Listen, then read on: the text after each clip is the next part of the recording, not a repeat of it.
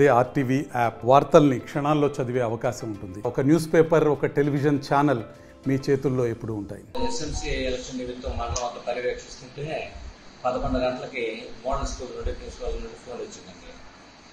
ఈ 11:30కి model school రావడం జరిగింది.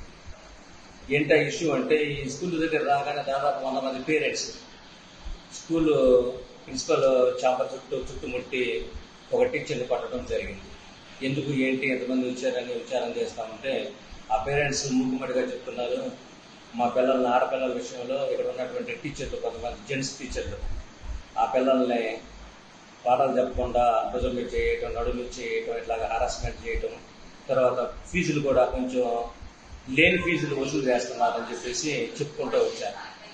సరే, నేను నెలకోసారి ఈ స్కూల్ విజిట్ చేస్తూ చిన్న చిన్న లోపాలు ఉంటే సరిదిద్దుకోమని ప్రిన్సిపల్ గారికి, టీచర్స్కి హెచ్చరిక చేస్తూ వెళ్ళిపోయాను. కానీ ఆడపిల్ల విషయంలో ఇలా జరుగుతున్న విషయం నా దృష్టికి ఇప్పుడు రాలేదు.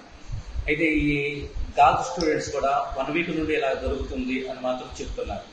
డైరెక్ట్గా నాకు కానీ లేదా ప్రిన్సిపల్ మేడం గారు కానీ ఆ స్టూడెంట్స్ కంప్లైంట్ చేస్తే పిలిపించి మాట్లాడేవారు. వాళ్ళు మాకు చెప్పకుండా పేరెంట్స్కి చెప్పడం, పేరెంట్స్ అందరూ కూడా బలుకొని ఒక 100 మంది పోగేసుకొని ఈరోజు మూకుమ్మడిగా మోడల్ స్కూల్ మీద దాడి చేసిందే కాక ప్రిన్సిపల్ మేడంని, ఇక్కడ ఉన్నటువంటి పీజీటీ ఇంగ్లీష్ లెక్చరర్ రవి గారిని కొట్టడం జరిగింది.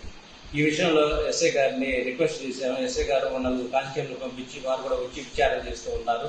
ఇది మోడల్ స్కూల్ విషయం. ఈ జరిగిన ఈ సిచ్యువేషన్ అంతటిని పై ఉన్నతాధికారులు, జిల్లా విద్యాశాఖ అధికారికి, joint director of model schools వారికి తెలియపరిచాము.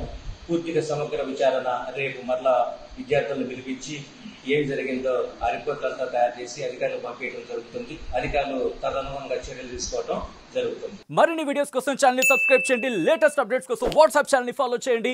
అండ్ లింక్ డిస్క్రిప్షన్ లో ఉంది.